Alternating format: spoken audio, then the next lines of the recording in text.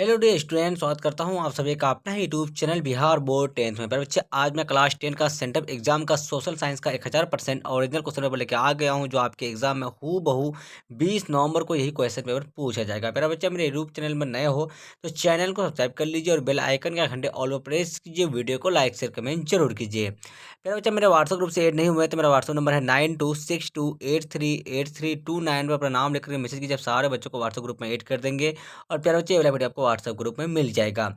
आप सारे बच्चे देख सकते हैं कि आपका सेकेंडरी सेंटअप एग्जामिनेशन 2024 का पेपर है। और प्यारे बच्चे ये जो ना आपका विषय जो आपका है तो सोशल साइंस का आपका विषय कोड 111 रहने वाला, आपका सेट कोड ए रहने वाला है। तो प्यारे बच्चे आप सारे बच्चे यहाँ पे ऑब्जेक्टिव का मैं आंसर किया, आप सारे बच्चों को बता दिया हूँ। ऑब्जेक्टिव का क्वेश्चन देख सकते हैं। तो आप सारे बच्चे ऑब्जेक्टिव वाला वीडियो नहीं देखे तो मैं उसका लिंक डिस्क्रिप्शन में दे दिया हूँ। प्यारे बच्चे इस वीडियो में हम जो सब्जेक्टिव का क्वेश्चन आंसर बताने वाला हूँ, तो आप सारे बच्चे आंसर की नोट्स करते जाइएगा। चलिए प्यारे बच्चे आप लोग फटाफट से यहाँ पे देख लीजिए खंड ब में जो है आपका कौन सा क्वेश्चन है। तो आप लोग फटाफट से पहले देख लीजिए, उसके बाद जो है मेरे बच्चे आपको आंसर मैं दूंगा। ठीक है, चलिए यहाँ आपका इतिहास का पहला नंबर क्वेश्चन किया है, तो देख लीजिए फटाफट से आपका। तो इतिहास में आपका प्रश्न संख्या 1 से लेकर 6 तक का लघु उत्तर है, इनमें से किन्हीं 3 प्रश्नों का उत्तर दें। तो पहला नंबर जो क्वेश्चन है मेरे बच्चे आपका, हिंद चीन के प्रति फ्रांस की औपनिवेशिक योजना क्या थी? ये आपका पहला हो गया। दूसरा नंबर क्वेश्चन क्या आपका मेरे बच्चे, मेटरनिख व्यवस्था का उद्देश्य क्या था? तीसरा देखिए आप लोग कार्ल मार्क्स के ऐतिहासिक भौतिकवाद। उसके बाद चौथा देखिए आप लोग साइमन कमीशन का उद्देश्य क्या है? उसके बाद देखिए आप लोग क्या आपका तो हस्तक्षेप की नीति क्या है? ये आपका हो गया 5 नंबर क्वेश्चन।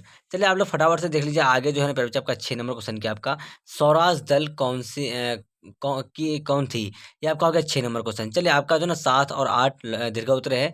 तो आपका क्या है पहला 7 नंबर क्वेश्चन, तो जर्मनी के एकीकरण में बिस्मार्क की क्या भूमिका का वर्णन करें? जर्मनी के एकीकरण में बिस्मार्क की भूमिका का वर्णन करें। ये आपका हो गया 7 नंबर क्वेश्चन। और 8 नंबर जो क्वेश्चन है मेरे बच्चे आपका, तो राष्ट्रीय आंदोलन में अखिल भारतीय राष्ट्रीय कांग्रेस के योगदान की विवेचना करें। अब देखिए मेरे बच्चे आपका अगला नंबर क्वेश्चन क्या है आपका, चलिए आप लोग फटाफट से देख लीजिएगा। राजनीति शास्त्र जो है आपका राजनीति विज्ञान। तो मेरे बच्चे आपका इनमें जो है आपका प्रश्न संख्या 1 9 से लेकर 12 तक का लघु उत्तर हैं। इनमें से किन्हीं 2 प्रश्नों को उत्तर दें, प्रत्येक के लिए 2 अंक निर्धारित है।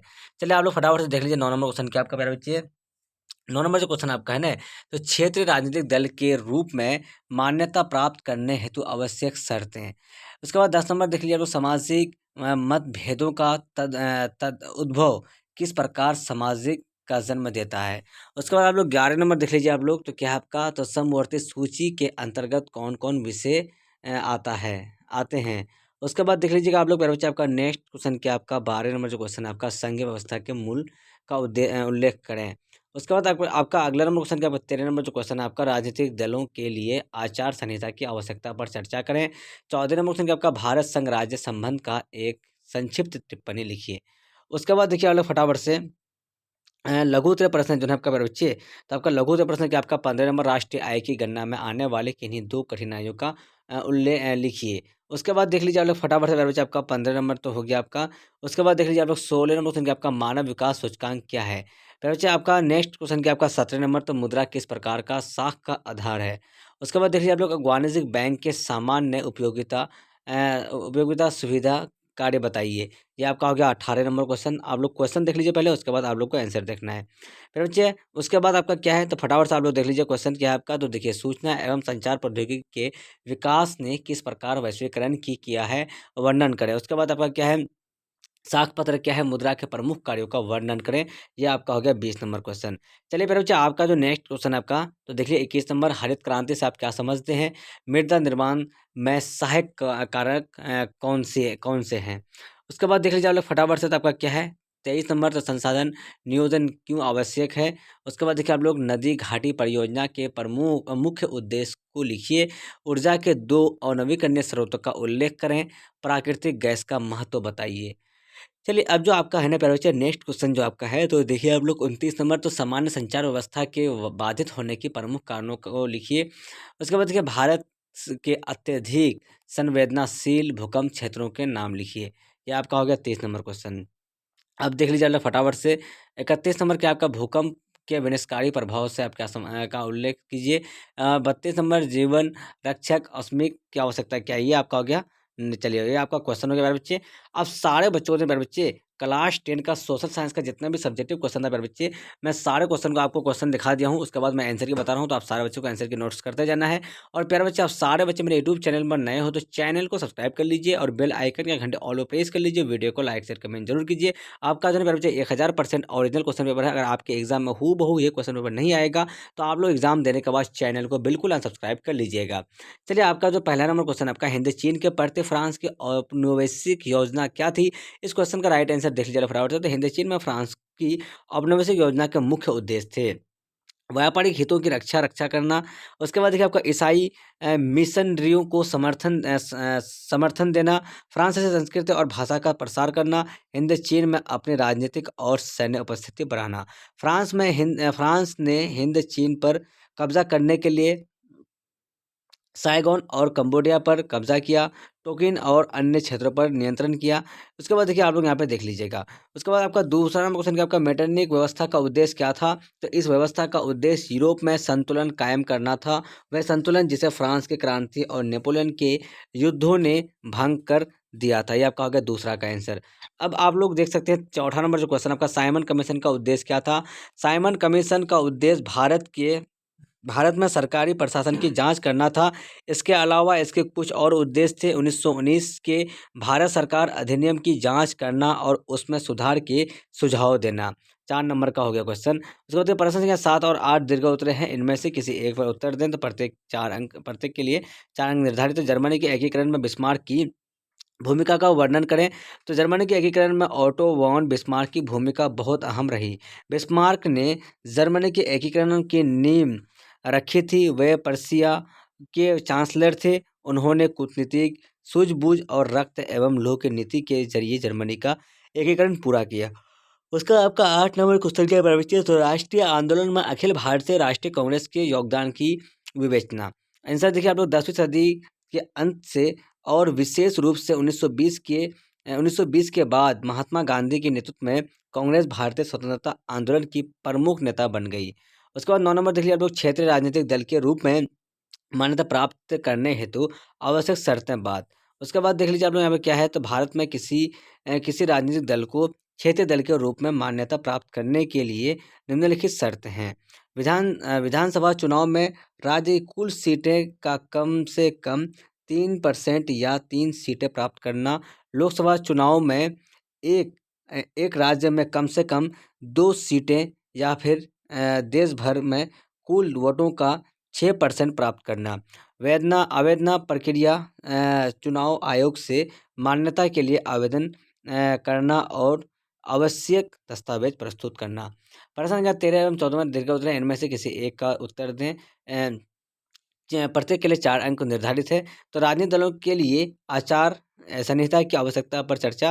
तो राजनीतिक दलों के लिए आचार संहिता की आवश्यकता इसलिए है ताकि चुनाव प्रक्रिया में निष्पक्षता, पारदर्शिता और समानता बनी रहे, यह सुनिश्चित करती है। उसके बाद देखिए आप लोग का 14 नंबर, तो भारत में संघ राज्य संबंध पर एक संक्षिप्त टिप्पणी लिखिए। तो भारत में संघ राज्य संबंध का तात्पर्य केंद्र और राज्य सरकारों के बीच अधिकारों और कर्तव्य के बंटवारे से है। भारतीय संविधान में संघ व्यवस्था है, लेकिन यह एक दैतिक संघ है, जिसका मतलब है कि केंद्र का प्रभुत्व अधिक है।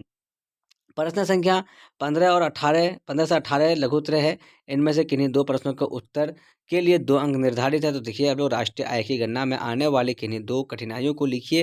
राष्ट्रीय आय की गणना में आने वाले 2 प्रमुख कठिनाइयाँ निम्नलिखित है।